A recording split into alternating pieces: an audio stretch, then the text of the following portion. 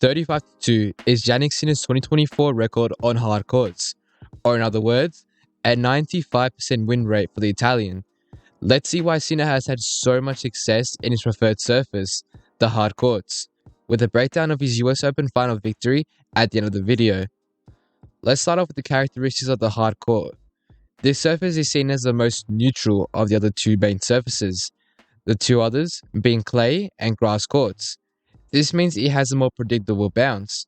Why? Because the layer of concrete is evenly made and is extremely long lasting, meaning the courts have little change in them from point to point. This can be compared to the clay, which has to be evened out after every set due to the buildup of rock in a single spot that forms from the player's movement. So with the ball having similar characteristics rally to rally, it actually means that the rallies last longer. The hard court, along with being consistent, also allows for big hitters to really shine. It's not as fast as the grass courts due to there being more friction involved with the concrete. But something interesting is that due to the grass, it also causes the ball to not bounce up as much compared to what it does on the concrete. This means that the net play becomes super strong, giving other players a chance to beat Sinner. But the hard court sort of neutralizes that with the higher bounces. So what does this then mean?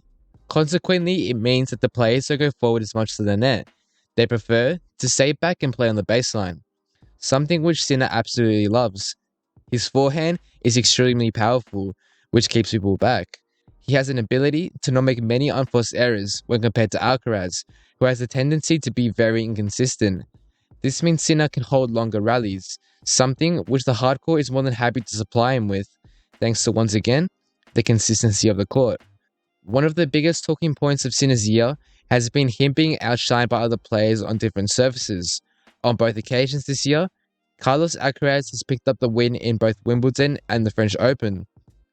Sinner, on the other hand, was knocked out in the quarterfinal in Wimbledon and in the semi-final by Alcaraz himself in Roland Garros. Let's take a quick look into why. In my opinion, these Grand Slam losses were more Alcaraz winning than it was Sinner losing them. Let me explain.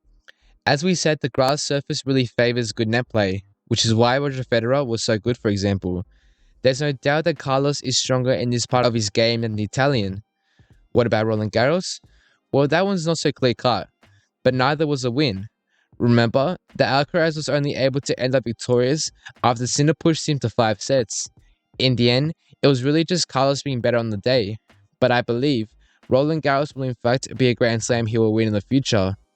Now that we know what his performances on other surfaces have been like and why, let's transition back to the hard courts and to a special game in the young Italian's career, the 2024 US Open Final. Going into this matchup against American Taylor Fritz, Sinner was a clear favourite to go 2 for 2 for the year in hard court Grand Slam titles. He, of course, knew that he would have to take out the crowd early on, as the Billie Jean King Stadium, centre court of the US Open, is synonymous for its rowdy and patriotic crowd. That's exactly what he did. I know this doesn't sound important, but you can't neglect the difference having a whole stadium behind you can make. Sinner, getting out there and early on taking the bull by the horns and rating it in, means he already neutralizes one of its opponent's advantages, something which can't hurt to do. Now, focusing on Sinner's game plan, he really loves a strong, wide serve to push his opponent off the court. This then frees up a ton of space, where he can blast the ball down thanks to his power and speed. Something that has been a real staple of his game ever since he worked in the Australian Open final was not being scared to run around those balls more than other players usually would.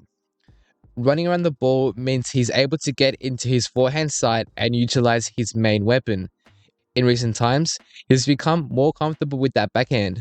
Something about his backhand though is that he uses it as a defensive shot. Just a shot that keeps the rally going and does the job, but not as an aggressive shot that puts pressure on the opponent. However, he did hit some good down the line backhands in that game, I have to admit it.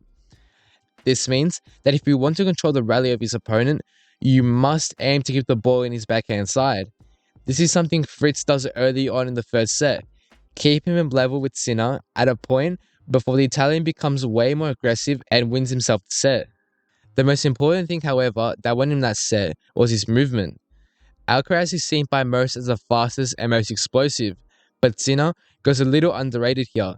He's more than happy to go mobile and change from ends of the courts, especially if it means he's on his forehand side again. By constantly changing direction and where he places the ball, it allows him to take back some control and force the opponent to play on his forehand side. Since it is rare for Sinner to play at the net, the majority of the movement occurs from side to side of the baseline. His ability to recover and reset is really great, and it really keeps him in rallies he should have lost ages ago. I mentioned before changing the direction of the ball. What comes with this is also forcing the opponent to move around. Sounds obvious, right? So why do I mention it? Because the man on the other side of the net, Taylor Fritz, has really been scrutinized in the past due to his lack of mobility compared to the other players in the top 10 of tennis. It meant he looked super uncomfortable. If you go back to the Australian Open, where Sinner bested Medvedev in 5 sets, it's really not hard to see the pattern. Both Medvedev and Fritz are not good mobility-wise, which meant that Sinner was able to apply the exact same playstyle which worked in January, and this time combined with a whole year of play development, left Fritz with realistically not even a fair try. For the future, if Jannik Sinner wants to be more transverse, and by this I mean better on more surfaces, the development of his net game would be a huge asset. Also, a drop shot would be useful to just change the rhythm of his game and keep his opponent guessing. This makes him sound a little one-dimensional as a player, I have to admit, but he's just getting started, so don't take this version of Sinner as a final product. It will be super exciting to see what this young Italian's game will look like 5 or 10 years down the road. Time is very much on his side. Another young player we have mentioned multiple times, and is quickly becoming his rival, is Carlos Alcaraz, who we made a video on breaking down his playing style, just like in this video, along with his Roland Garros finals victory. They are both available right here.